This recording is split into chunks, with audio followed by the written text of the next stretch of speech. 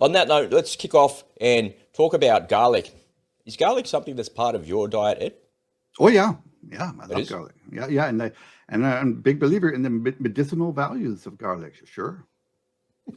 And, I mean, I try not to eat too much of it before if I have a big date or anything, but other than Mate, I had to laugh. I gotta share my screen here to make my point. Let me get rid of that graphic. Let me share my screen.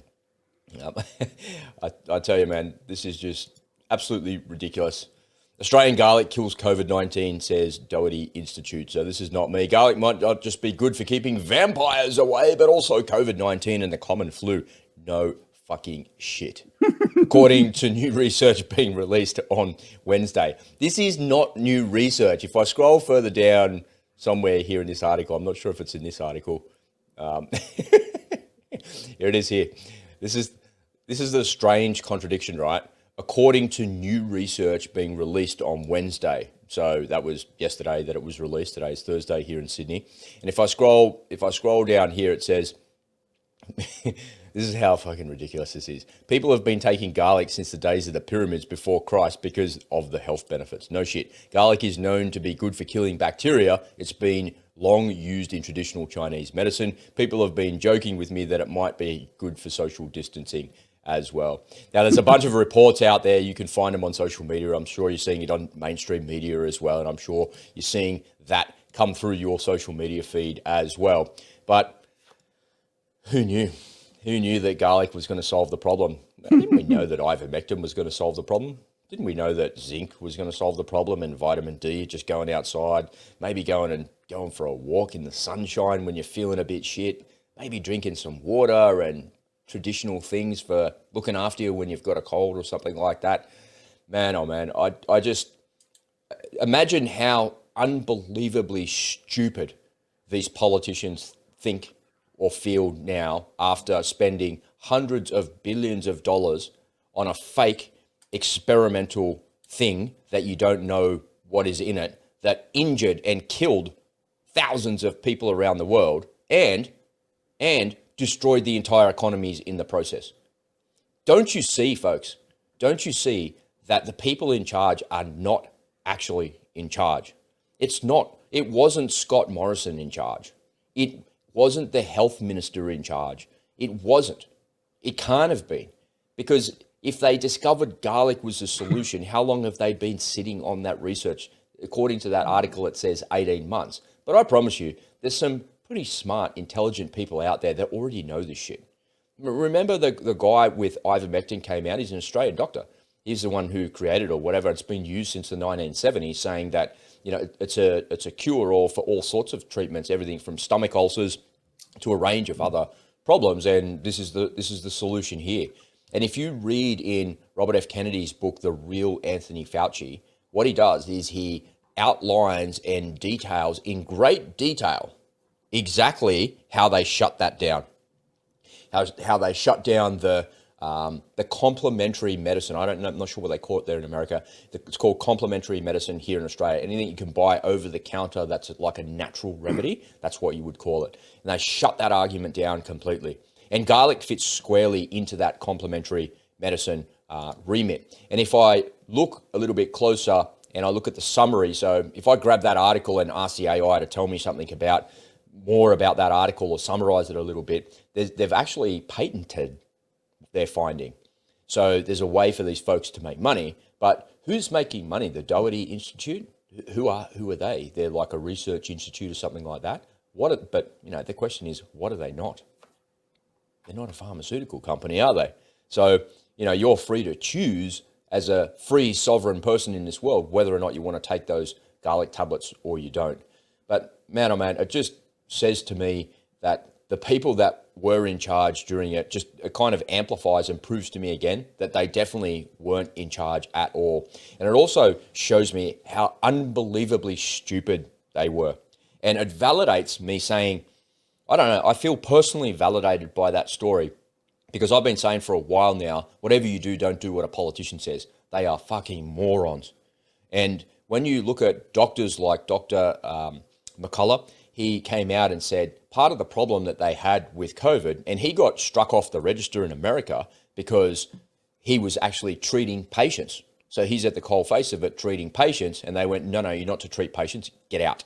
And they shit canned him. I was watching a video about that yesterday, how it actually happened to him, and he explained it. And it was pretty much that. And he said one of the strangest things in medical science and medical history, in the history of humanity, is that whenever you've got some sort of ailment, whatever that ailment is, the first thing that you do is you look to yourself for a solution. Oh man, my knee's hurting. Maybe I should get some ice. Maybe I should sit down. Maybe I shouldn't do that physical activity because my knee's hurting. Whatever physical ailment that you have, you look to yourself for treatment first. Oh, I'm starting to feel shit. I've got a bit of a blocked nose, a head cold, or I've got a sore throat. I'm not feeling so well. There's 1,000 remedies that you could try yourself at home. But at no stage during COVID did anyone say that you should try these things. They said just turn up to the hospital when you can't breathe, and we'll put a ventilator down your throat and probably give you some remdesivir and get rid of you completely once and for all. Because when we do those things, every time we ventilate you and every time we give you that medicine and we do those things, the pharmaceutical companies actually pay you. Yeah, so we're going to do that as much as possible so you can rake in as much money as possible. And that's all outlined, by the way, and all documented, all researched properly in The Real Anthony Fauci, in that book written by Robert F. Kennedy. So if you haven't read that book, you should read that book. That will red pill you and wake you up properly as to actually what was going on. But my question about all of this is my small high horse for this morning. My question to you, Ed, is why is this even part of the mainstream narrative? It's all throughout mainstream media here in Australia because it's an Australian discovery and we've patented it and it's going to help out, blah, blah, blah, all this bullshit, right? You know, it's like we've come out victorious on the other side of it. We need a good news story for this country run by absolute technocracy morons, and we've got a good news story. So is that why it's part of the mainstream? What do you think, Ed? Well, yeah, the media is part of the deep state. Let's not have any illusions about that. So they're carrying water. They're providing cover for the deep state and the powers to be. As to whether or not these people are morons, well, I think that's the real debate. Are they morons or are they just evil? No, I think they're useful idiots is the way you describe them. Okay, but they don't know. And the reason I say they're morons and don't listen to them is because they don't realize that they're useful idiots. They're just instruments of the greater picture. They're instruments of what's actually happening. Yeah. Well, I mean, my point is, and it has been since the start, this has never been about public safety. This has all been about control. Compliance. And this was one big, massive experiment by our friends out at Davos, and they probably cannot believe how successful it was, how much they were able to get people to comply with their wishes, with their orders. And for them, it was a massive success. Of course, for everyone else in the world, it was a complete and utter disaster. When you sent me that article last night, it's not enough that Rob and I spend 3 hours a day talking on camera. But, then 2 hours later, he's sending me stuff and I'm sending him stuff. Look at this. Check this out. What about that? Dude, you're going to get a life. This is my life. Don't you understand? Yeah, leave me alone. I'm happy. Well, look, if I get a girlfriend, you might not ever see me again. So just to you. Hey, did you remember just the other day we did the reaction video to who was censoring Australian social media posts about COVID? There's a senator here in Australia. His name's Malcolm Roberts. He's part of the One Nation Party here in Australia, and he was grilling those same. It was an extension of what we were watching the other day, and it was an extension of who. So what he was really pissed off about when he was talking to these people from the Department of Home Affairs, he's saying, well, who was it that censored it? And it came out exactly who it was that censored it. And I'll show you on my screen. So I'm not saying anything that wasn't said in Parliament on the public record, but the woman who's the Director General or something from whoever she is from the Department of Home Affairs says that this is the company that was censoring Australians during the actual pandemic. This is the company that was paid to troll through YouTube, through Twitter, through Facebook, through Instagram, through wherever they were going. They were paid to sit there and to look at social media and then say to the government, hey, we found a post that doesn't fit within the terms and conditions of Facebook's platform. Facebook are breaking their own rules about what they can and can't say on their platform. So these goody-goody do-gooders here that work for this company were actually the default censors that shut the narrative down. And Malcolm Roberts was massively pissed off yesterday. He's saying, why on earth did you do that? Why did you let that happen? Oh, well, we didn't have the resources to do that, so we had to give it to a third party to do it. So now the government stays at arm's length from it, says that we're not the arbiters of truth, but these idiots at this company here are the arbiters of truth.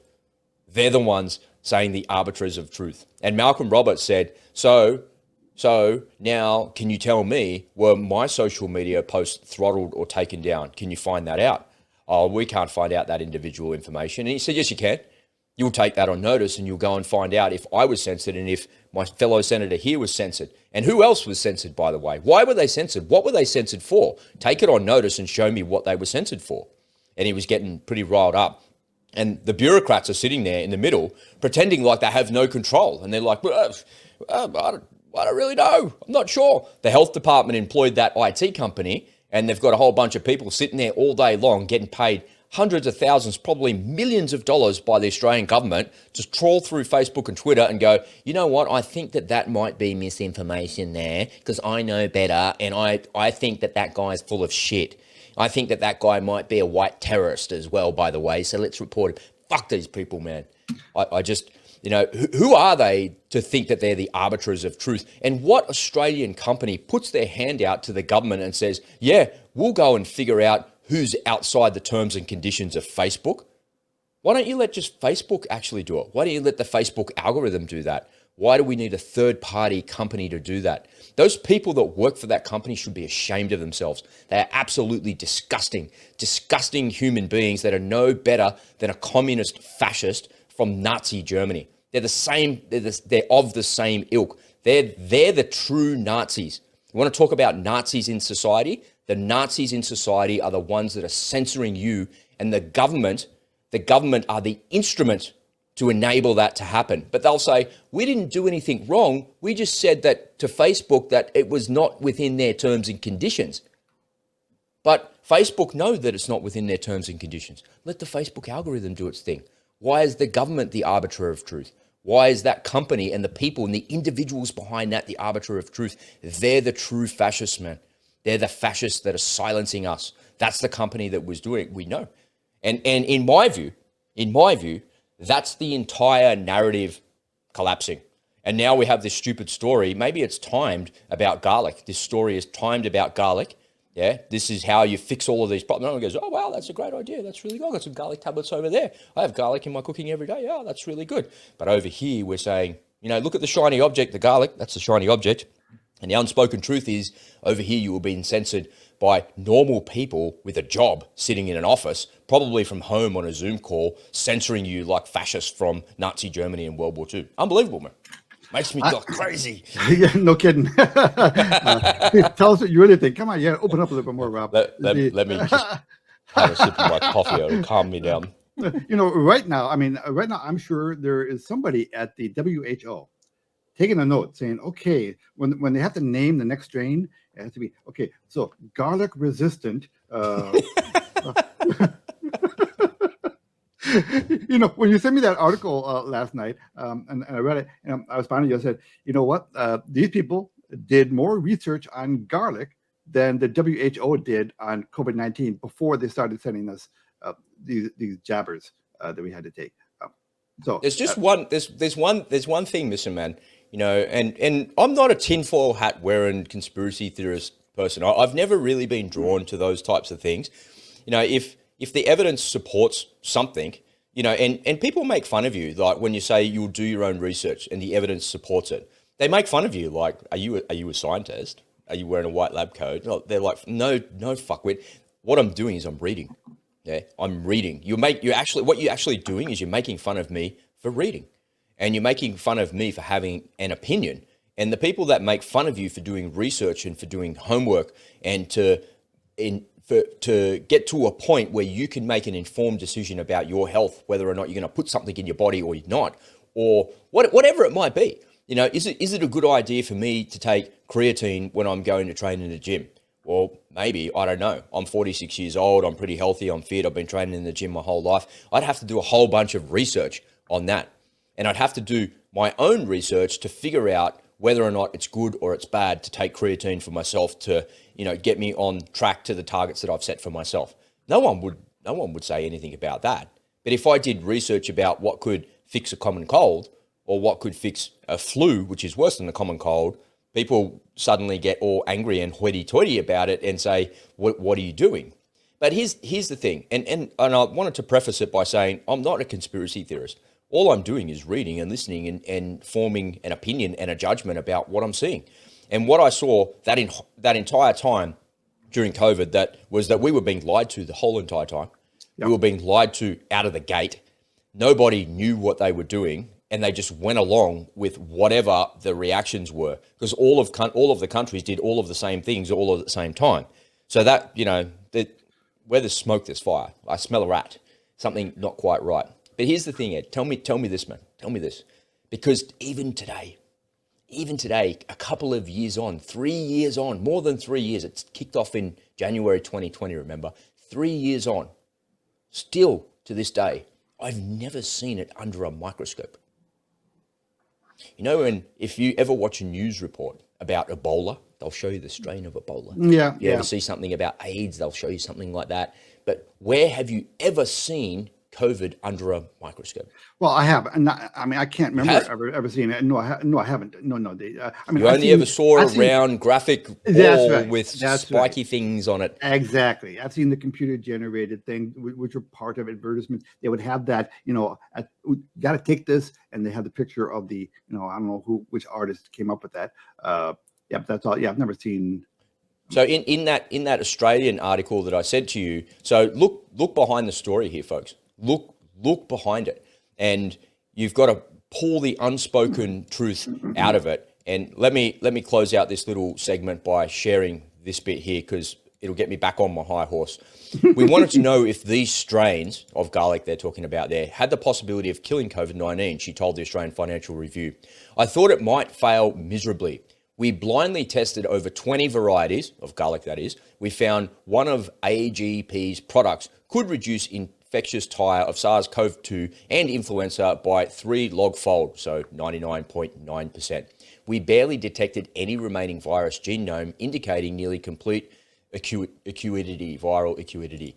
So they're using all of these words and they're saying all of these things, but show me. Show me. I don't believe you. Show me. That's why I believe this is part of the mainstream. And part of the reason that this is here, because even if it is true that garlic has all of those properties and can do all those things, and that specific type of garlic, so which type of garlic is it, by the way? Because there's 39 different types or something like that. So which one is it? They didn't say.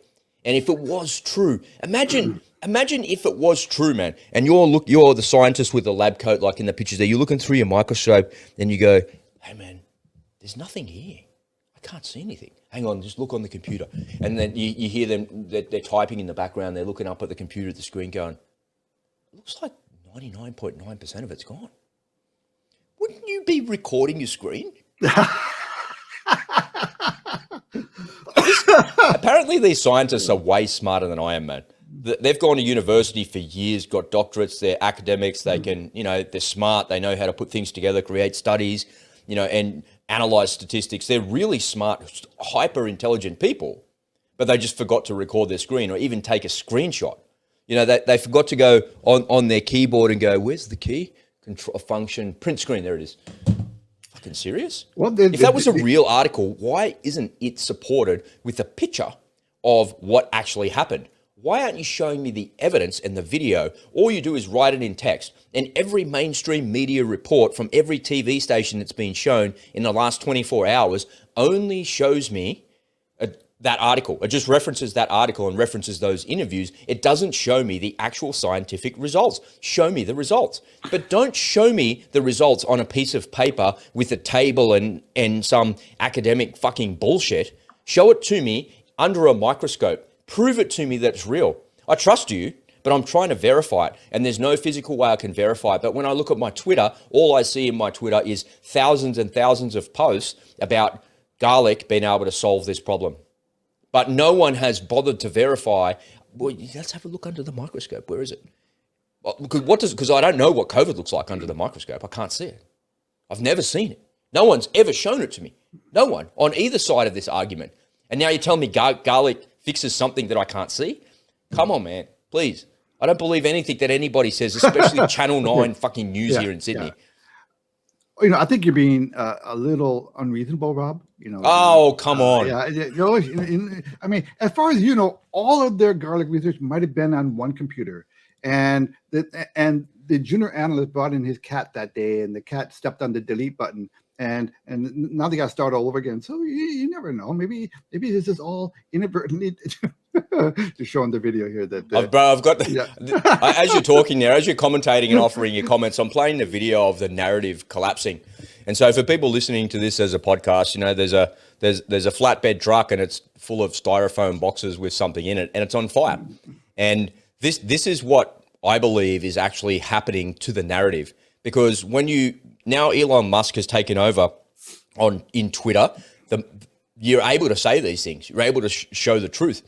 And there's a series of videos out there. There's a video out there called Plandemic 3. I'll find the link and I'll put it in the description. And it shows you every dickhead on planet Earth in 1 8-minute video in a trailer about how all they wanted to do was to get you with some sort of medical device and instrument into your arm. They're stabbing you. And they're stabbing you with poison, and nobody knows what that actual poison is. And the